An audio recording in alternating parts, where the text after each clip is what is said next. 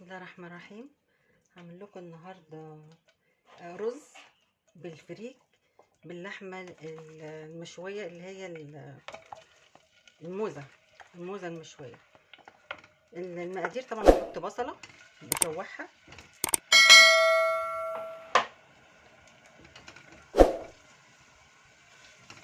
هي مش هتاخد وقت، عشان كده انا مش هفصل الفيديو، مش هتاخد وقت كتير. انا ضربت البصله طبعا اختصارا للوقت، انا بضرب البصله وبجهز الحاجه قدامكم.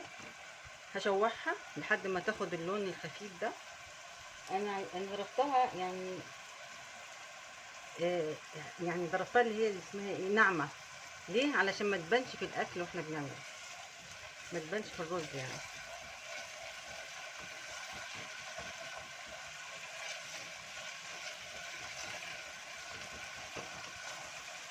طبعا معايا كوبايه رز.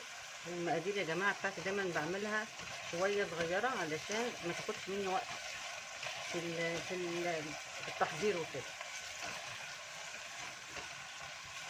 هي بتعتبر كده ان هي اتشوحت اهي. انا مش عايزاها تاخد لون، لان لو اتحمرت هتغير طعم الاكل ومش هو ده المطلوب. الرز بحط عليها الرز المغسول، كوبايه رز بشوحه.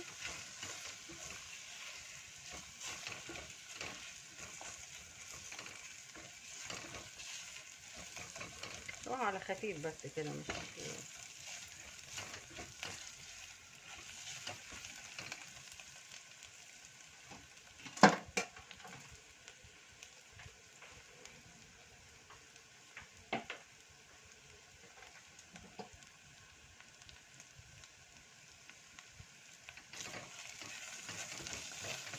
كفايه كده اهو.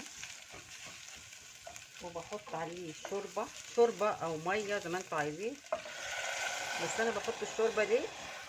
عشان الشوربه بتدي طعم يعني.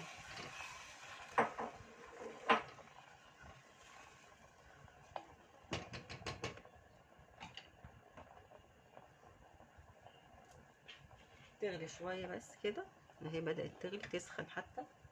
بروح حاطه الفريك. عايزه تحطي الفريك قد الرز، عايزه تحطي الفريك اقل شويه، دي حاجه بترجع لك انت، بس يكون الفريك طبعا منقوع متصفي.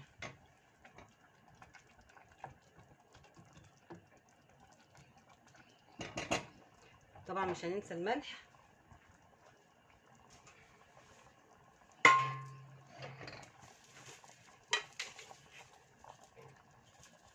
الملح طبعا زي ما انت عايزه بقى، عايزه تحدقيه، عايزه تحطيه حلو زي ما انت عايزه.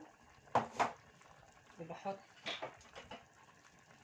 معلقه كوبيبه خفيف قوي كده،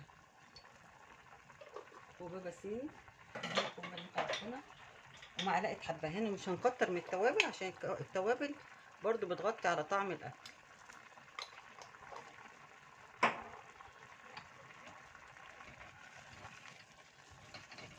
ازود بس شويه شوربه كمان تديلي على، بوطي وبحط الشياطه ويستوي على مهله، وبعدين ارجع بعد ما استوى والرز والفريك. وحطيت عليها ده عرق فليتو يا جماعه، نسيت وقلت موزه قبل كده في الجزء الاولاني.